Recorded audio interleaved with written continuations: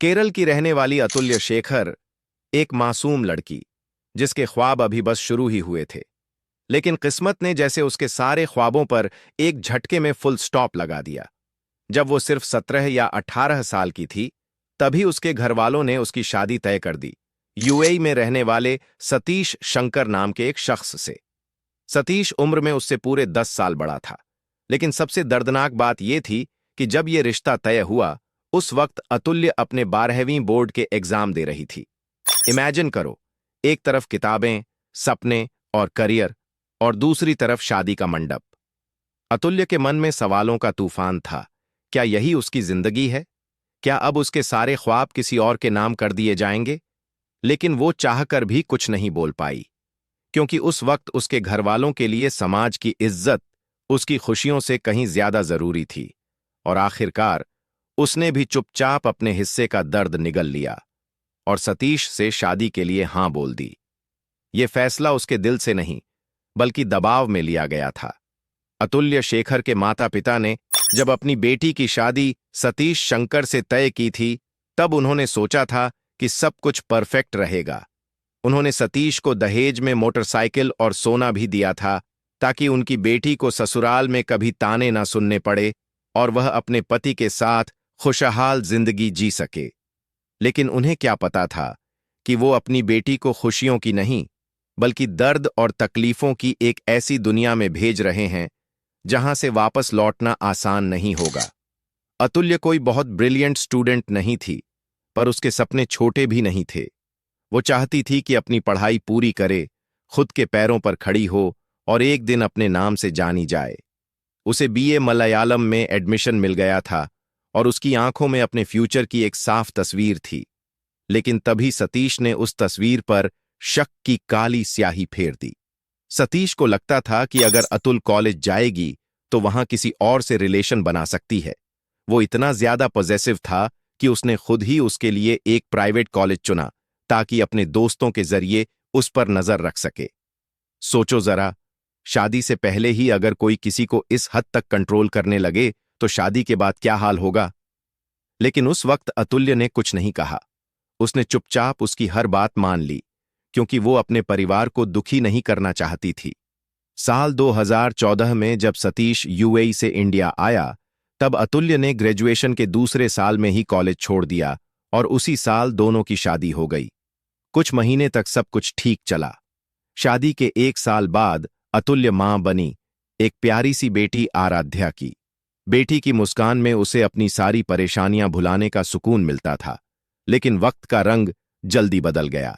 साल 2016 से 17 आते आते सतीश और अतुल्य के बीच के रिश्ते में दरारें पड़ने लगीं। पहले हल्की फुल्की बहसें होतीं, फिर वो बहसें झगड़ों में बदल गईं और फिर उन झगड़ों में हाथ उठने लगे। अतुल्य अब रोज डर के साए में जीने लगी थी।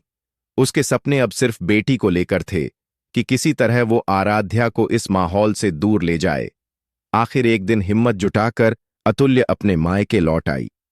इस बार उसने ठान लिया था कि वो चुप नहीं बैठेगी। उसने सतीश के खिलाफ पुलिस में कंप्लेंट दर्ज करवाई। उसके माता पिता भी अब यही चाहते थे कि उनकी बेटी इस रिश्ते से अलग होकर अपनी जिंदगी फिर से शुरू करे। लेकिन कुछ हफ्तों बाद सब कुछ पलट गया। अतुल्य ने वो शिकायत वापस ले ली। क्यों?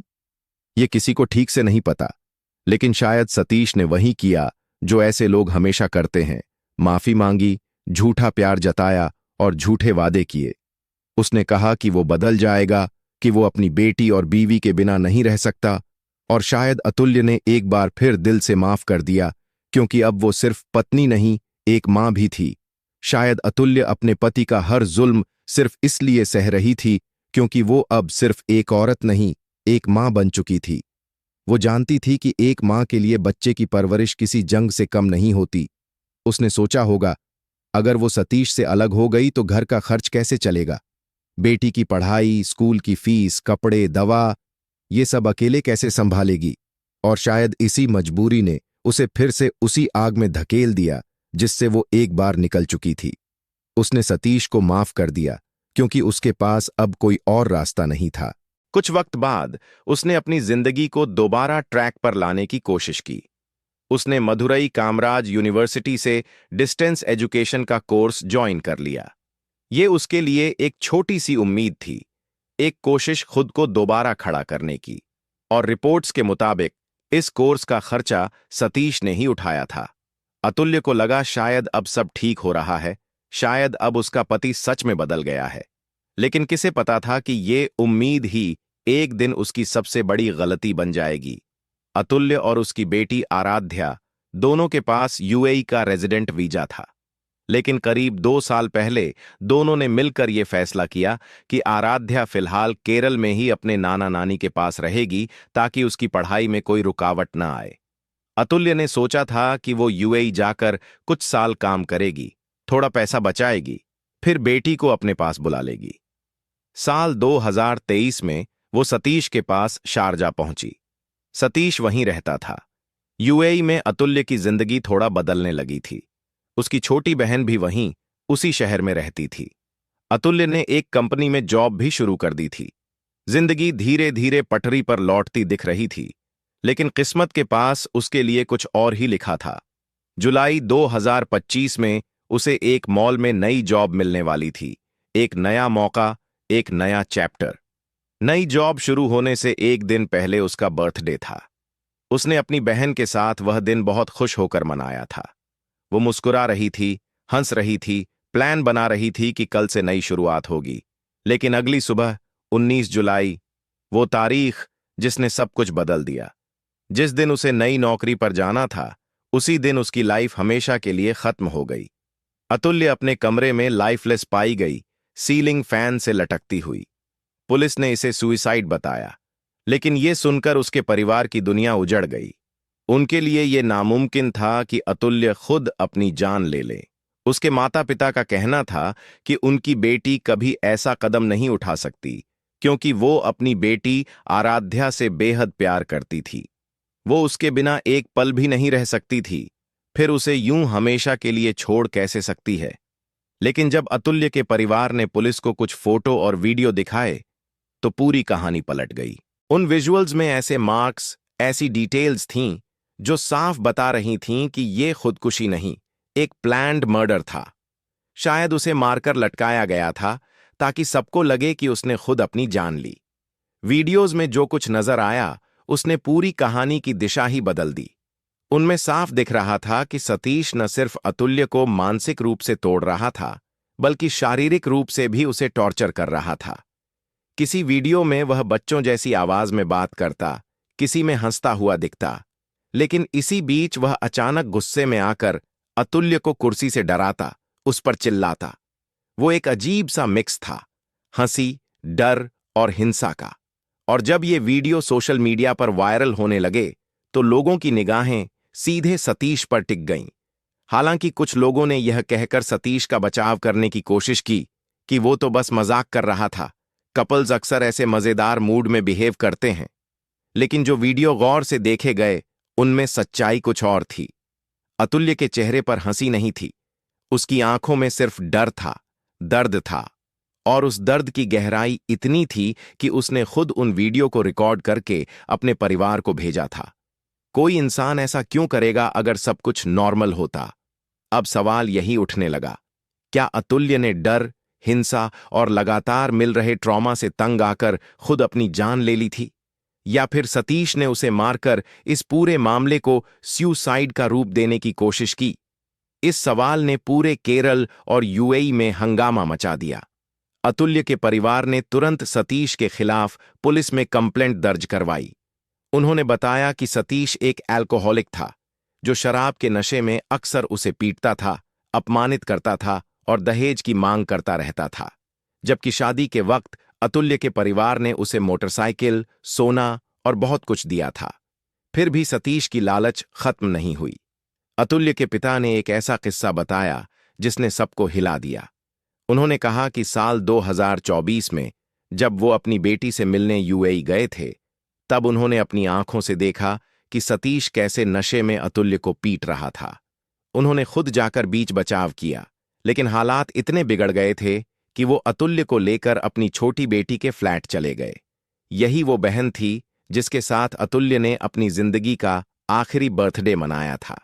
सोचो, एक पिता के लिए अपनी बेटी को इस तरह मार खाते हुए देखना कितना दर्दनाक होगा।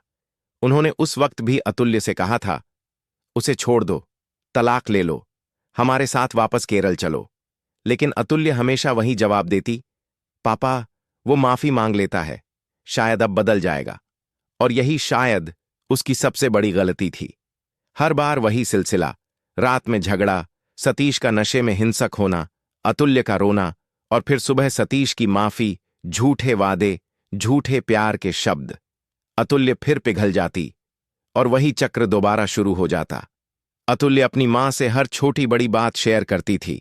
मां उसकी सबसे बड़ी कॉन्फिडेंट थी, उसका इमोशनल सपोर्ट सिस्टम। इसलिए जब ये वारदात हुई तो सबसे पहले उसी मां की जुबान से वो दर्दनाक सच्चाई निकली जिसने पूरे केस की दिशा बदल दी। उसने पुलिस को बताया कि 18 से 19 जुलाई की रात के बीच अतुल्य और सतीश के बीच भयानक झगड़ा हुआ था।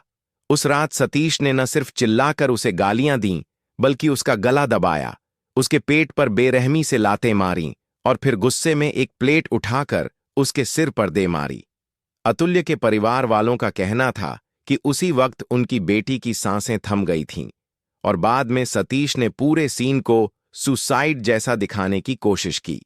जब पुलिस ने जांच शुरू की, digital evidence, WhatsApp chats, voice notes और वीडियो रिकॉर्डिंग्स सब खंगाले, तो हर चीज एक ही बात की तरफ इशारा कर रही थी कि यह मर्डर था, न कि सुसाइड। लेकिन केस तब पलट गया जब एक हफ्ते बाद फॉरेंसिक रिपोर्ट आई। उस रिपोर्ट में साफ लिखा था, यह मामला हेट मर्डर का नहीं, सुसाइड का है। यानी कि यह हत्या नहीं, खुदकुशी थी। और बस यहीं से शुरू हुई असली उलझन। सतीश ने तुरंत पुलिस के सामने अपनी कहानी रखी। उसने कहा, जब यह सब हुआ तब मैं घर पर नहीं था, मैं बाहर गया हुआ था। जब वापस आया और कमरे में गया तो मैंने देखा कि अतुल सीलिंग से लटकी हुई थी। उसने अपने ऊपर लगे सारे आरोपों को नकारते हुए कहा, मैं अतुल से बहुत प्यार करता था, मैं कभी उसे नुकसान नहीं पहुंचा सकता। उसकी मौत ने मुझे तोड़ दिया, मैं खुद को भी खत्म करना चाहता था। लेकिन अतुल्य के माता पिता का कहना था कि यह सब झूठ था।